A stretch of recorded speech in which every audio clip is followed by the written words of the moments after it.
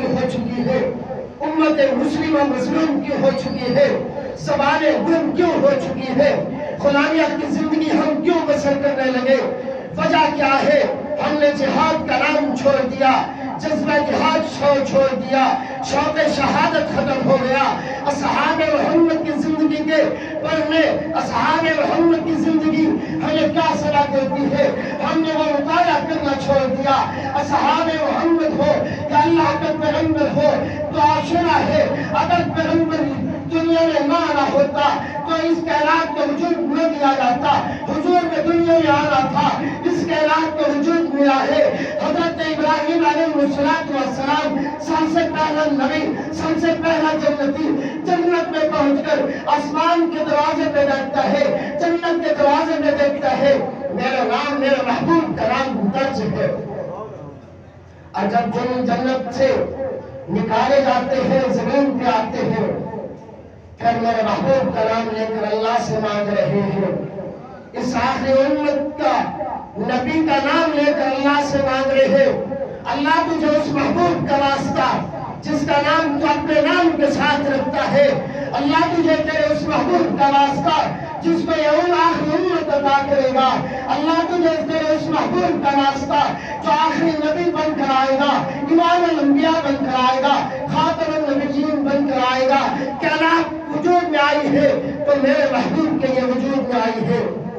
لیکن ایک بات سمجھ لیجئے، حضرت آدم سے لے کر حضرت عیسیٰ علیہ اللہ تک ہر نبی نے آ کے اپنی امت کو یہ بتایا ہے کہ ہمارے ہوتے ہوئے اگر آخری نبی آ جائے تو ہماری شریعت منسوخ ہو جائے گی۔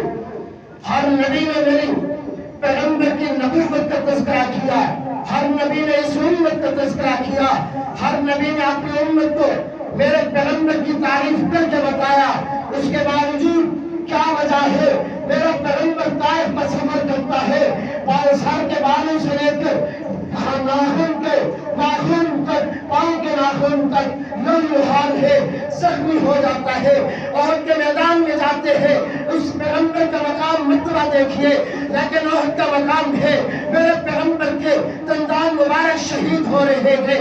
وجہ کیا ہے؟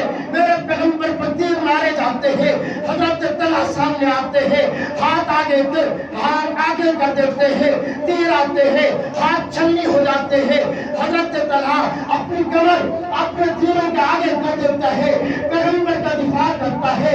حضرت حمزہ کو دیکھیے، حضرت حمزہ میدان جنگ میں آتے ہیں، شہید کر دیے جاتے ہیں، حضرت حمزہ کا کلیجہ چبا دیا جاتا ہے، حضرت حمزہ کا کچلا کر دیا جاتا ہے۔ میرا پیغمبر اپنے اسی چچا پہ کھڑا ہو کے روتے ہیں، روتے ہوئے کہتے ہیں حمزہ جن ظالموں نے تیری یہ حالت کی ہے، جن ظالموں نے تیری یہ حالت کی ہے، حمزہ تیرے ایک کے بدلے میں 70 قتل کروں گا۔ وہی آتی ہے پیغمبر ایک کے بدلے میں ایک ہوگا، قصاصاً ایک قتل ہوگا، لیکن وجہ کیا ہے؟ اللہ کا محبوب بھی ہے، آخری نبی بھی ہے، مقصود کائنات بھی ہے، جنت کی سیر اسی نبی کو کرائی گئی، مسجد اقصی کا مالک میرے پیغمبر کو بنایا گیا۔ اس کے باوجود پیغمبر جنگ بدر میں جاتے ہیں، 313 صحابہ ہیں، پیغمبر وہاں ساری رات روتے ہیں، اللہ یہ میرے ساتھ مختصر سی جماعت ہے، اللہ یہ جہاد کے لیے آئی ہے، اللہ یہ 313 اگر دھرتی پر یہ شہید ہو گئے، آج یہ ختم ہو گئے، اللہ اس دھرتی پر تیرا نام لینے والا کوئی نہیں ہوگا، اللہ تیرے اسلام کی بقا کا نام لینے والا کوئی نہیں ہوگا، اللہ نے ان صحابہ کو فتح عطا فرما۔